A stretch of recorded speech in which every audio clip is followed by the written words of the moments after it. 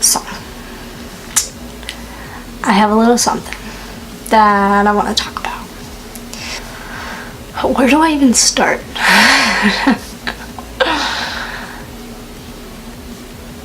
Oh, I don't even know where to start.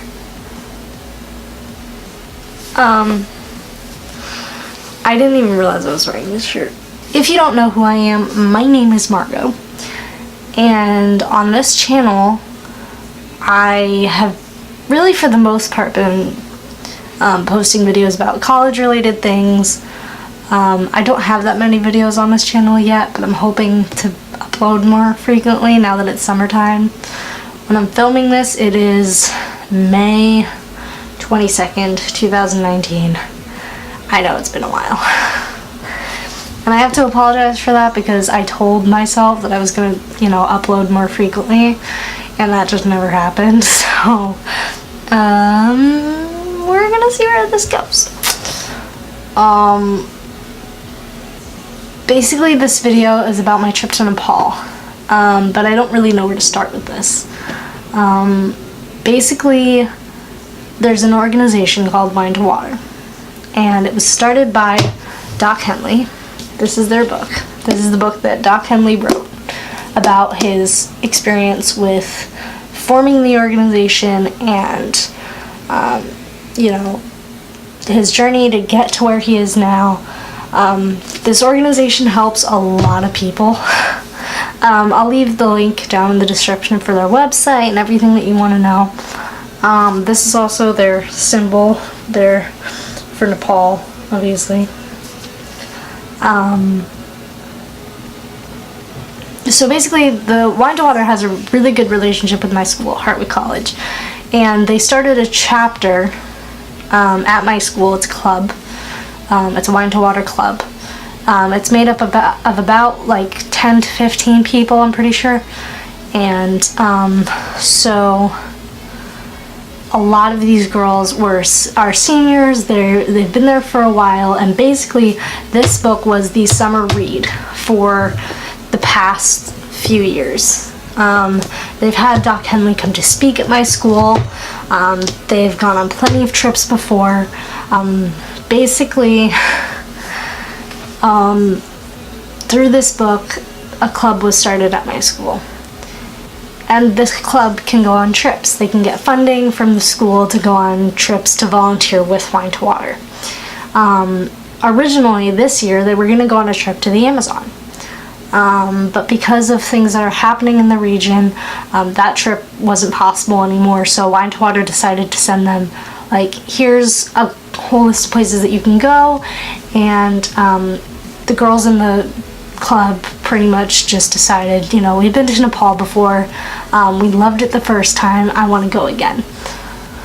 So the Nepal trip was set, but because they were going to Nepal and not the Amazon, they had a few more seats or spaces for people to come along on the trip.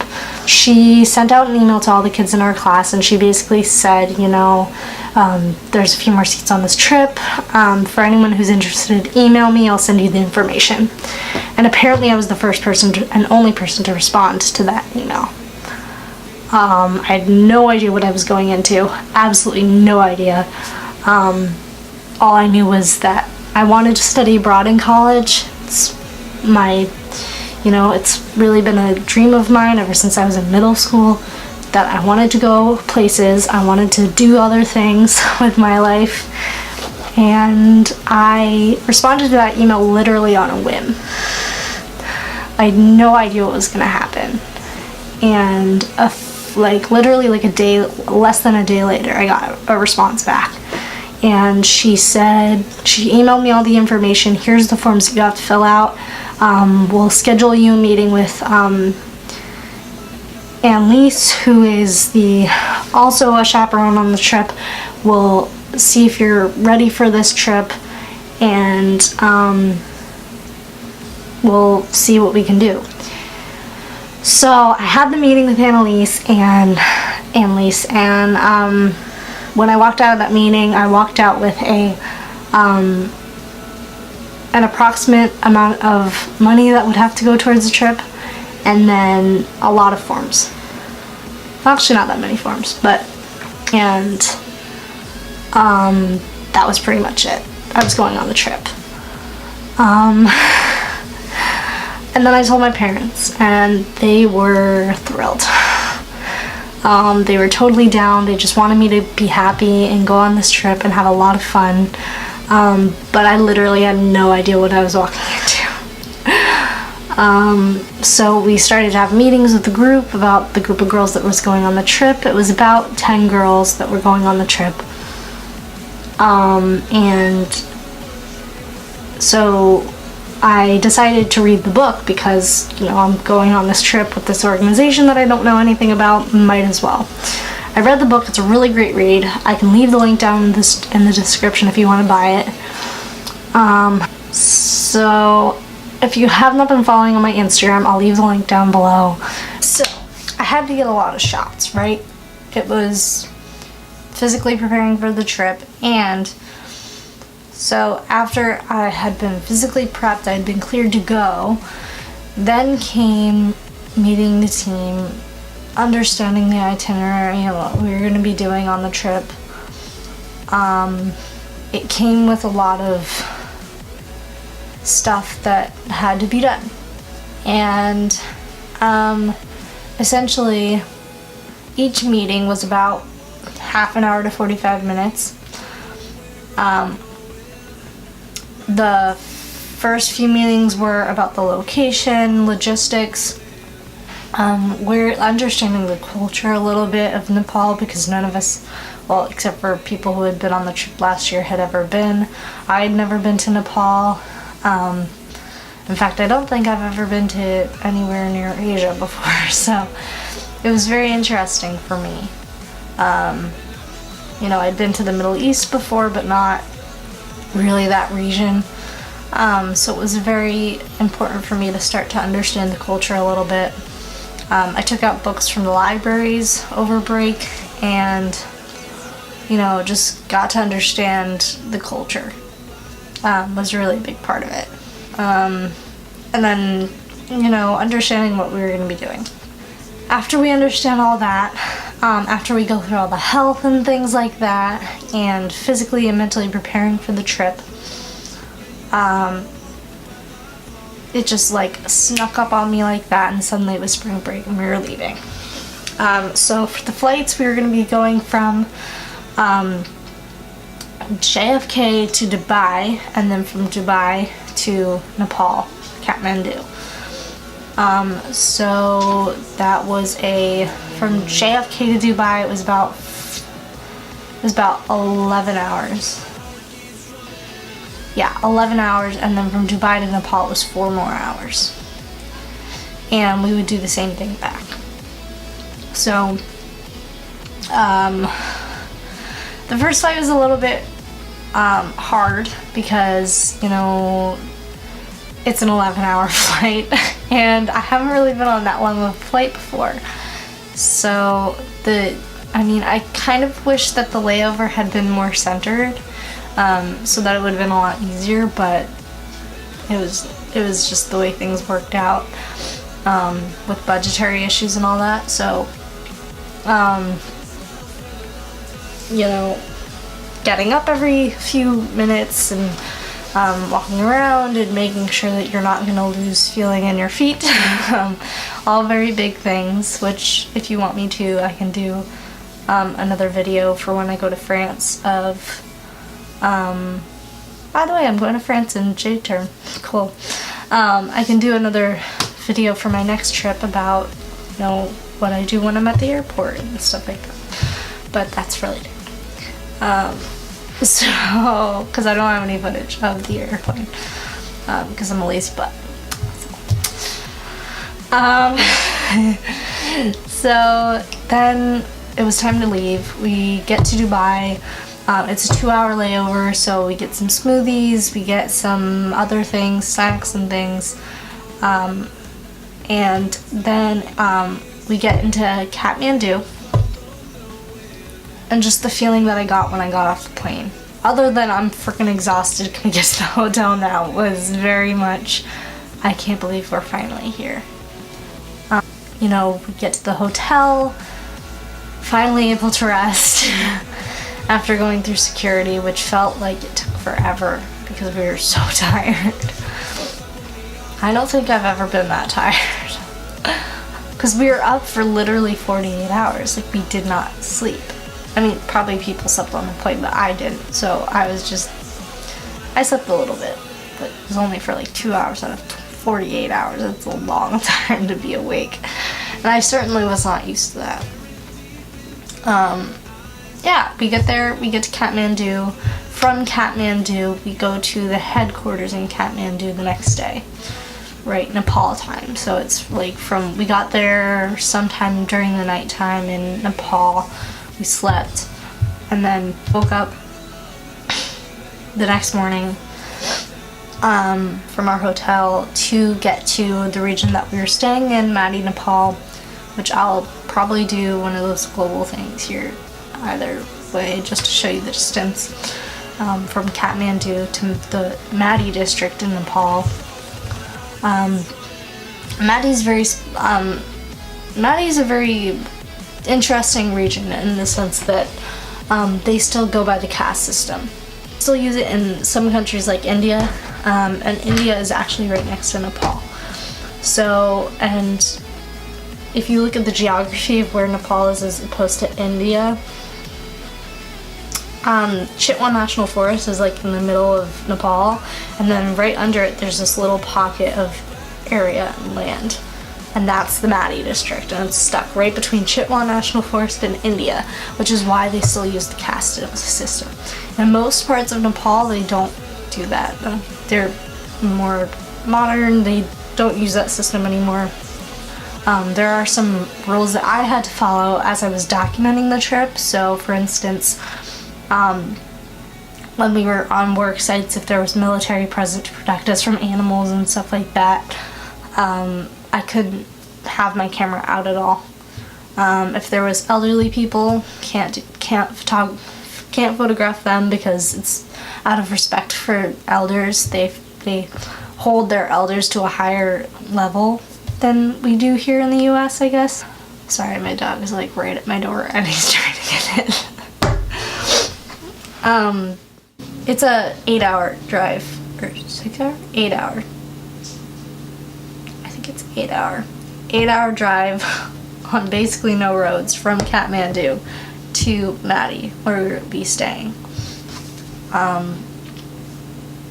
So we stopped 4 hours in between for lunch. I took a few photos of the surrounding areas while we were there.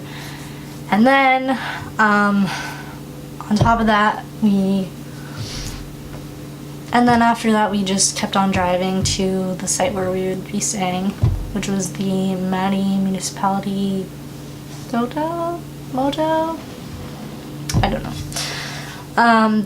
Everybody was really hospitable. The rooms were really nice, other than, we had a broken window, so all the lizards were very happy to just come join us in our room.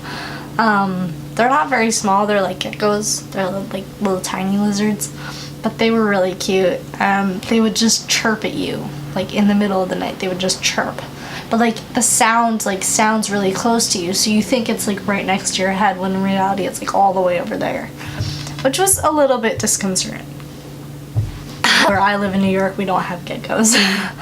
We do, they're just not like in your face all the time, so that was interesting for me. Basically, this is a water infrastructure project, meaning that these people do not have traditional access to water. If they want water, they will find a river or a tap stand or somewhere close by.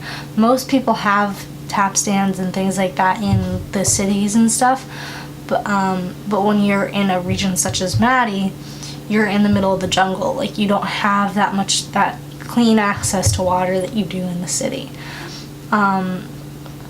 So Want Water was there just to basically help these people in this town of Madi to kickstart their project of their water infrastructure. So basically what had already been done when we got there was they have this river, which which I will show pictures of, that runs along the side of the town. And that water was really where they got their water from. They have a well that pumps groundwater, and that was basically their source of water. It wasn't necessarily clean, and it wasn't filtered.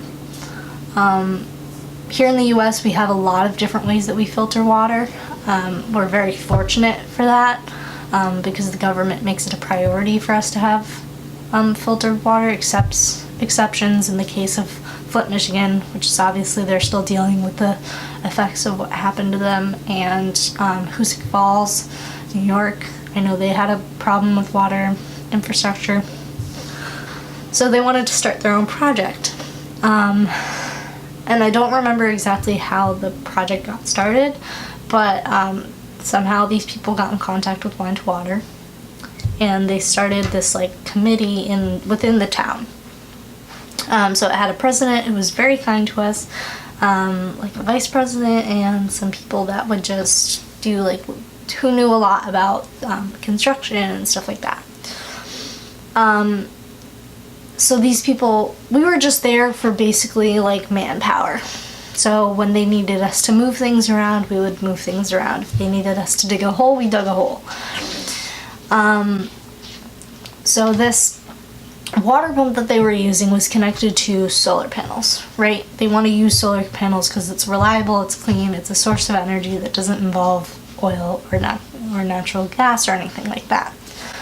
And it's sustainable. So the solar panels pump this groundwater all the way up to these 2 water tanks, which are up a hill. These 2 water tanks are going to probably be providing water to around 100 families, 50 each, I'm guessing. Our work was basically, the water tanks had already been built, but there was a giant gaping hole that they had dug for the water tanks. And those water tanks need that, obviously, water involves a lot of pressure, right? If you're putting water in a tank, it has a lot of pressure up against the walls of the tank. In order to alleviate that pressure, you need to put equal amount of force on the outside of the tank. So, we had to build a wall of dirt and a wall of rocks. And that was basically our work for the first 3 days of the trip. Which, as simple as it sounds, as crazy as it sounds, is very important work. And we worked very closely with the town, very closely with the people who were helping us fill in the hole, we like assembly line style, like toss rocks into the hole. Very efficient, very great. Obviously, or what Wine to Water wants to do is create a sustainable project that these people can, so that these people can always repair or fix or change whatever they want to do, right? If you're coming in from the US and bringing all these big tools and big things that like they don't have in Nepal, it's going to be very hard for them to have access to those things so that they can, replicate in their own environment. So all the tools that we used were made in Nepal. Shovels included, like big tools were made in Nepal. So we used our hands, we used shovels, we used pickaxes and all sorts of things that they already have in the town. So after the first 3 days of the trip, then it was time, once the hole was all filled in, then it was time to obviously to protect the water tanks from animals, from people who in surrounding villages who might want to damage the tanks for whatever reason, because people are sometimes evil. They would put a fence around the water tanks, but these were each 140 pounds. They were huge. It took 4 of us girls to carry up one of these up a hill, as you can see.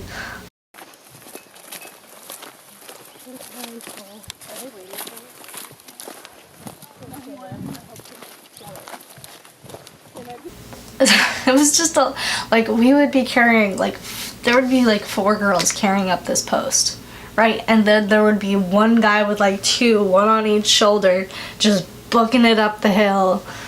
It's just ridiculous. Anyway, so obviously these people were very, like, completely capable to do this by themselves, but they obviously would welcome any help that was needed. After we put the fence posts in, then we went down to where the solar panels were and we put up a fence, and that was basically our work for the entire trip. It was 5 days. It was a lot of hard work. Obviously, I was very sick at the beginning of the trip, so I didn't really want to push myself that hard. I kind of wish that I had, but you know, I'm glad that I got the experience to document the trip in the way that I did, and I'm glad that I got to really learn about the effects of these people and how they live without clean water for so long. You know, I put out a few facts at the beginning of the video, and that's the reality for people all over the globe. Which is kind of ironic given that the sea levels are rising. Because there's water everywhere, we just haven't figured out how to use it. Not that I would want them to use it, you know? Water's definitely a crisis, and you know, I'm hoping that you guys look at all the links in the description below and, you know, start to learn more about Wine to Water and their work. And if you want to go on a volunteer trip, it's really easy. You know, you can just contact somebody at Wine to Water, or they have a volunteer page where you can look at all the different trips that they do. They do Nepal and the DR and you know, all sorts of places all over the world. And they've helped so many people, so please, please, please go check them out, because they're a great organization. I just want to thank everybody who went on the trip with me. I know that I was the tiny little freshman who tagged along, but I really appreciate everybody who was so welcoming and who just talked me through it. I went through a lot of like emotional growth during the trip, just because I come from a more wealthy town in New York, because I live just outside the city, and you know, it's kind of a culture shock to go from thinking that your entire world for the first 18 years of your life is the reality for everybody all over the world, and then to go to college and realize that the reality is actually not that both your parents work in a hospital and, you know, you live in this beautiful community. It's actually like people have to work. And then on top of that, going to Nepal and realizing that some people don't even have water. And obviously that sounds really naive and it sounds like really stupid, but you know, for somebody who grew up one way their whole life, like, my town is a bubble, and I was not able to break out of that bubble until now. And that's what this trip did for me. It taught me a lot. It provided me with with an amazing opportunity. And yeah, I really appreciate everybody at Wine to Water. Everybody at Wine to Water in Nepal. And I really hope that I can go on another trip, because that would be really fun. So yeah, please look at everything in the description below. And yeah, that's my whole spiel. That's my trip. I hope you liked this video. I know it was really, really, really late. I've been working on this video for a very long time because, like I said, I went through a lot of emotional growth. And because this is such a big issue that affects so many people all around the world, I really wasn't sure about the way that I wanted to do this. I didn't want this to be like a self-promoting video. I didn't want it to, you know, besides my intro, I didn't really want to have anything. I just wanted to educate you guys on what I learned during my trip. And I hope I did that. And obviously I really want to see your comments. I really want to see like what critiques you have, preferably nice critiques. Just like let me know what you think I could have done better and what you think I could do in the future to make my videos better for you guys. I am going on a trip to France in January for the entire month of January, so please start letting me know what you want me to do with that now. I can do like airline tips and tricks things, because I do fly a lot, have throughout my whole life. Flown a lot, so I can do like what's in my bag videos and stuff like that. Yeah, so that's all I have to say. If you want to see more photos, I have a lot on my Instagram. Actually, I don't really have that many. Maybe I'll post something on my blog, definitely. So I'll leave that in the description below as well. Yeah, that's all I have to say. So, hope to see you guys in the next video. I don't know what that's going to be yet, but I'm hoping to post something this week. So, yeah. So.